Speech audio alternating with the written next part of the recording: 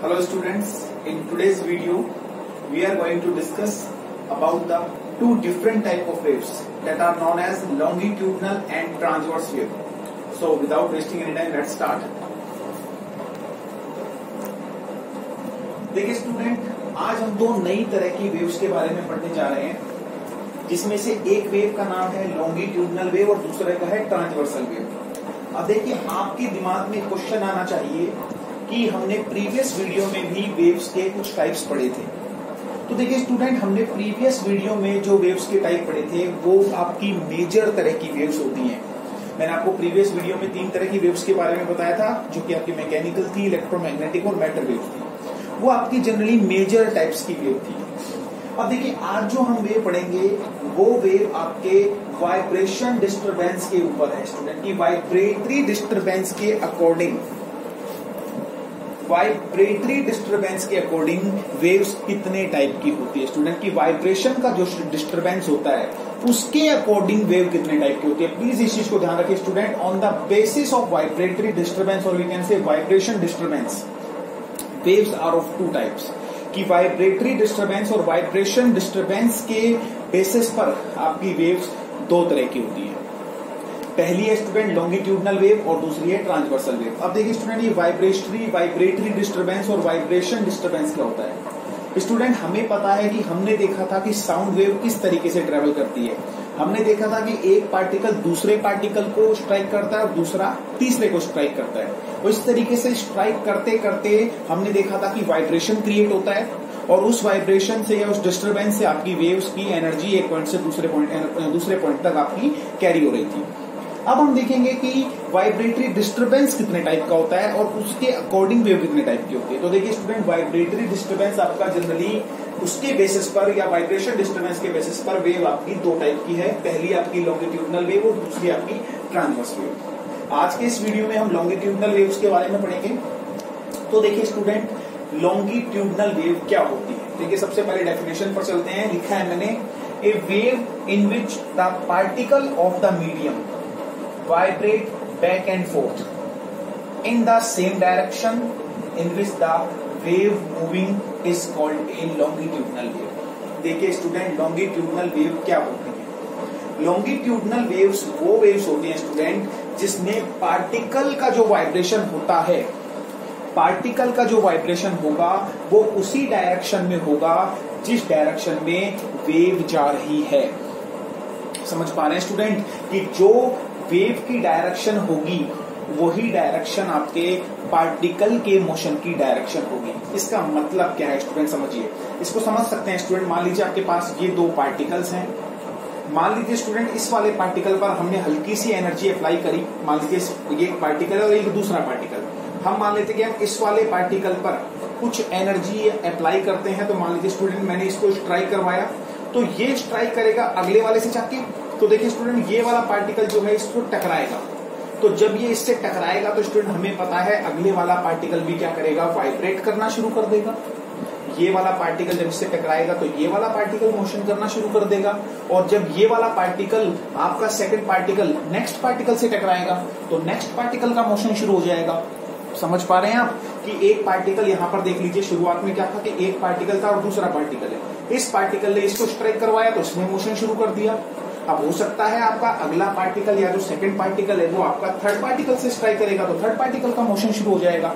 तो हम देख पा रहे हैं कि जो पार्टिकल का मोशन है वो कुछ ऐसे ही हो रहा है, यानी पार्टिकल कुछ ऐसे ऐसे मूव कर रहे हैं। तो स्टूडेंट देखिए, इसी को हम बोलते थे टू एंड फ्रो और इसी को हम बोलते हैं बैक एंड फोर्थ, मतलब आगे पीछे। तो देखिए स्टूडेंट, पार्टिकल इस तरीके से कि एक पार्टिकल दूसरे से टकराएगा और दूसरा आपका तीसरे से टकराएगा और इस तरीके से टकराते टकराते एक से दूसरा, दूसरे से तीसरा और तीसरे से चौथा पार्टिकल इस तरीके से टकराते टकराते आपकी एनर्जी को एक पॉइंट से दूसरे पॉइंट तक कैरी कर देंगे। और हमें पता है स्टूडेंट, क्योंकि हमने एनर्जी को इस डायरेक्शन में स्ट्राइक करवाया है, तो आपकी सीधी सी बात है, एनर्जी आप जब पार्टिकल का स्ट्राइक इस डायरेक्शन में है तो एनर्जी भी आपकी इसी डायरेक्शन में कैरी होगी।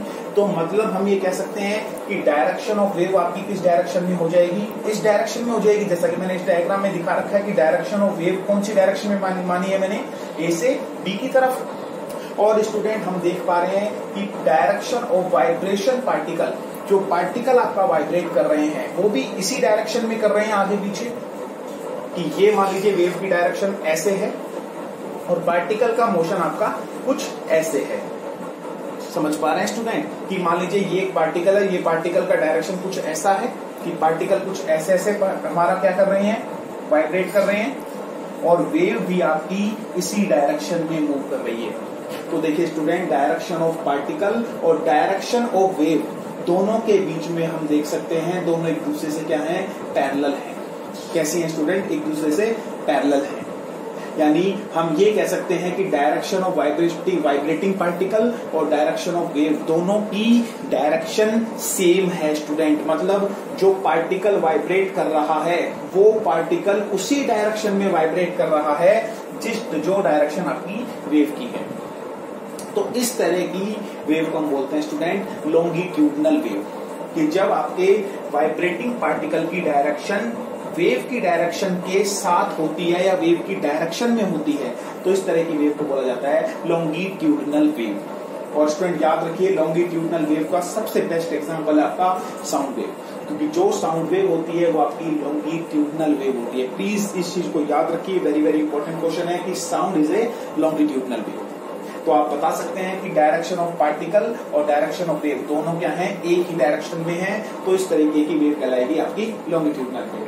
और लॉन्गिट्यूडनल वेव स्टूडेंट आपके तीनों मीडियम में प्रोड्यूस होती है, सॉलिड, लिक्विड और गैसेस में, तीनों में ये वेव आपकी प्रोड्यूस होती है। प्लीज इस चीज को याद रखिए कि लॉन्गिट्यूडनल वेव आपकी सॉलिड में भी बन सकती है, लिक्विड में भी बन सकती है और आपकी गैस मीडियम में भी क्रिएट हो सकती है। प्लीज इस चीज को आप याद रखेंगे। अब देखिए स्टूडेंट, मैंने यहाँ पर एक और डायग्राम बनाया है। इस डायग्राम का मतलब क्या है स्टूडेंट, इस डायग्राम को आप बहुत ही इजीली समझिए। मान लीजिए कि आप किसी भी एनवायरनमेंट में, मान लीजिए कि ये सारा एक मॉलिक्यूल या एक मीडियम है और ये मान लीजिए ये मीडियम एयर का मीडियम है। समझ पा रहे हैं स्टूडेंट, मान लीजिए ये एक एयर का मीडियम है। अब मान लीजिए एयर के मीडियम पे आपने एयर के पार्टिकल पर कुछ फोर्स लगाया। मान लीजिए देखिए स्टूडेंट, जब हम बोलते हैं तो बोलते वक्त हमारे मुंह से या हमारे कह सकते हैं जब हम बोलते हैं तो कुछ एनर्जी हमारे मुंह से निकलकर एयर के पार्टिकल्स को स्ट्राइक करती है। कि अब जब बोलते हैं तो हमारे मुंह से कुछ एनर्जी निकलकर क्या करती है स्टूडेंट, वो जब हम बोलेंगे तो हमारे मुंह से कुछ एयर के पार्टिकल या कह सकते हैं कुछ हवा निकलेगी या कुछ कह सकते हैं जो एनर्जी निकलेगी वो एनर्जी आपकी एयर के पार्टिकल्स पे जाकर क्या करती है, स्ट्राइक करती है। तो मान लीजिए स्टूडेंट हमारे पास यहाँ पर कुछ देखिए, यहाँ पर देखिए, मान लीजिए स्टूडेंट कि मैंने यहाँ पर एयर के कुछ मीडियम थे, समझ पा रहे हैं कि एयर के कुछ मीडियम मौजूद थे, उस पर मैंने कुछ एनर्जी अप्लाई करी। तो देखिए स्टूडेंट, एयर के पार्टिकल्स पर जब आप हल्की सी एनर्जी लगाएंगे तो एनर्जी लगाने से होगा क्या स्टूडेंट, होगा ये कि जो पार्टिकल फिलहाल नॉर्मल कंडीशन या रिलैक्स कंडीशन पे थे अब वो पार्टिकल बिल्कुल पास पास आ जाएंगे। फॉर एग्जांपल मान लीजिए कि यहाँ पर कुछ पार्टिकल्स थे, मान लीजिए यहाँ पर कुछ पार्टिकल्स थे और देखिए स्टूडेंट जब आपने इन पर कुछ आपकी मान लीजिए आपने एनर्जी अप्लाई करी, मान लीजिए ये कुछ पार्टिकल्स हैं, इन पर जब आप कुछ एनर्जी अप्लाई करेंगे तो देखिए स्टूडेंट शुरू में ये मीन पोजीशन पर थे। मीन पोजीशन मतलब हम कह सकते हैं कि ये रिलैक्स कंडीशन पर थे और इनका गैप कुछ इतना था। अब जब हमने इस पर एनर्जी अप्लाई करी तो हम देखते हैं स्टूडेंट नेक्स्ट स्टेप में ये पार्टिकल बिल्कुल पास पास आ गए, जैसे कि आप ब्लैक पेन से देख पा रहे हैं कि ये पार्टिकल पास पास आ गए, इनके बीच का गैप कम हो गया है। और नेक्स्ट स्टेप में आप देखते हैं कि इन पार्टिकल का गैप जो है वो अगले स्टेप में कह सकते हैं नॉर्मल से कुछ ज्यादा हो जाएगा। समझ पा रहे हैं स्टूडेंट, एक बार फिर से देखिए आप, फिर से मैं एक बार एक्सप्लेन करता हूँ, फिर से आप देखिए एक बार इस डायग्राम को एक बार फिर से समझिए। मान लीजिए कि आपके पास शुरू में कुछ पार्टिकल्स ऐसे थे, मान लीजिए एक बार मैं फिर से एक बार बना रहा हूँ आपके लिए, थोड़ा और अच्छे से इसको समझिए। मान लीजिए कि ये आपके कुछ एयर के पार्टिकल्स थे यहाँ पर और ये नॉर्मल या रिलैक्स कंडीशन के पार्टिकल थे। मतलब इनका जो गैप था वो हम कह सकते हैं थोड़ा सा एक नॉर्मल, यानी कि हम कह सकते हैं ये इसकी मीन पोजीशन थी कि इन पार्टिकल ये मोशन नहीं कर रहे थे और इनके बीच का एक फिक्स गैप था। तो हम कहेंगे कि ऐसे पार्टिकल मीन पोजीशन पर थे, रिलैक्स कंडीशन पर थे। अब हमने स्टूडेंट देखिए इन पर क्या अप्लाई कर दिया है, हमने कुछ एनर्जी इस पर स्ट्राइक करवाई, हमने यहाँ से कुछ एनर्जी अप्लाई करी। तो स्टूडेंट जब हम यहाँ से कुछ एनर्जी देंगे तो इन पार्टिकल्स के बीच का गैप थोड़ा सा क्या हो जाएगा, कम हो जाएगा। मतलब ये पार्टिकल आपस में श्रिंक कर जाएंगे, कॉन्ट्रैक्ट कर जाएंगे। ये मान लीजिए नॉर्मल गैप था, और जब मान लीजिए नॉर्मल गैप पे आप थोड़ा सा फोर्स लगाएंगे तो इनके बीच का गैप जो है वो थोड़ा सा, पहले मान लीजिए इतना था, अब ये गैप थोड़ा कम हो गया। मतलब हम कहेंगे कि बीच के पार्टिकल थोड़े और पास आ गए, जैसा कि आप अगले डायग्राम में देख सकते हैं। और अगले पोजीशन पर क्या होगा स्टूडेंट, ये जैसे ही हमने इस पर देखिए नॉर्मल कंडीशन और इस पर हमने फोर्स लगाया, ये नॉर्मल कंडीशन, हमने फोर्स लगाया, पार्टिकल पास आ गए। लेकिन क्या ये पास आकर रुक जाएंगे? देखिए स्टूडेंट ऐसा नहीं होता है। ऐसा इसलिए नहीं होता है क्योंकि आपने एक वर्ड पढ़ा होगा इनर्शिया, कि हर बॉडी अपने स्टेट में चेंज करना नहीं चाहती, मतलब अपनी पोजीशन को चेंज नहीं करना चाहती। तो इनके बीच का जो गैप था स्टूडेंट वो थोड़ा ज्यादा था, जबकि फोर्स लगाने से ये कम हो गया है।